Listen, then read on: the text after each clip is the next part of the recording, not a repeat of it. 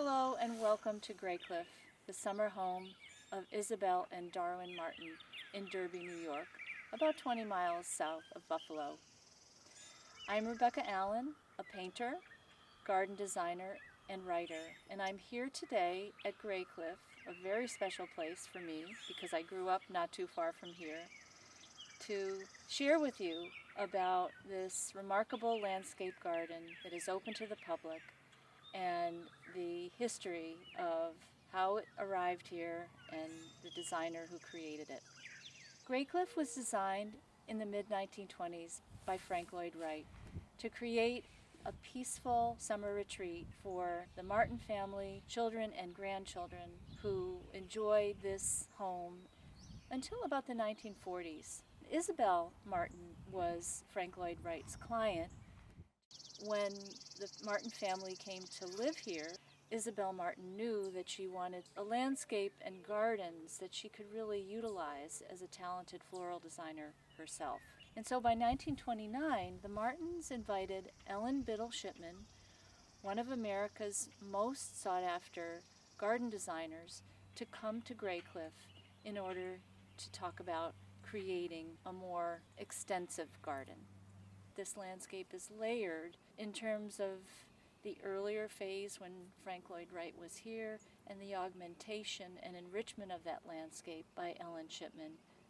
This is a wonderful place. It's a place that I hope many people will learn from and perhaps catalyze their own interests in horticulture.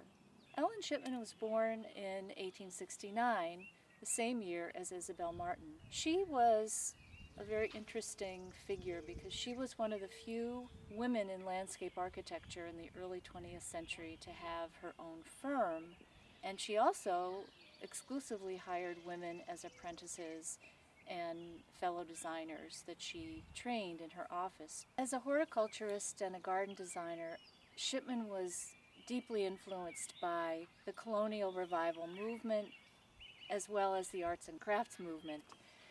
She herself was a self-taught gardener who learned everything there was to learn about gardening when she lived at the Cornish Artist Colony in New Hampshire, studying the works of artists like Stephen Parrish and Augustus St. Gaudens and other artists who were there. She brought that experience to many of her almost 600 gardens across the United States. And what was so interesting about her that by the time that she got to Graycliff was that she had established herself as one of America's most prominent designers, which was quite an unusual accomplishment, which is why we here at Graycliff really would like to elevate her as one of the creators of this landscape. Western New York has a cluster of Shipman gardens, and through the restoration of Graycliff and also the revitalization of the Thomas Edison and Minna Miller Edison gardens at Chautauqua, we have had the opportunity to learn about some of these gardens. It's important to also understand that not all of these gardens have records that were left behind. One of the reasons that we understand so much more about Graycliff is that Shipman's archives still contain the drawings that she did for this garden. It was from those drawings that Graycliff was able to develop a restoration plan and enact that restoration over a period of many years to the landscape gardens that we see today. I look around to the maize croquet lawn, the driveway here, and there's a wonderful collection of different kinds of viburnums, some of which will be so unique to people who visit here.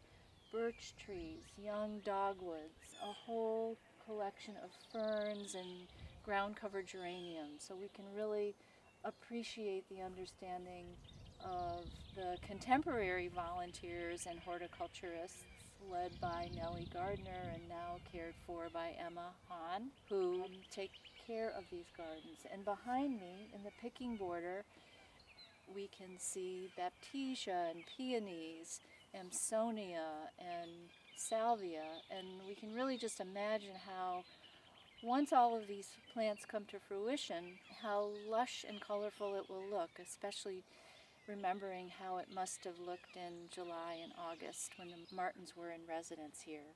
Think about how important landscapes like this are today at a time when we have a growing appreciation for environmental sustainability in gardening and the use of native plants, and also the importance of plants and people in our relationship to the natural world. These are the benefits of the creativity that Isabel Martin and Ellen Shipman shared, and it's part of the legacy that is being shared with us today at Graycliff.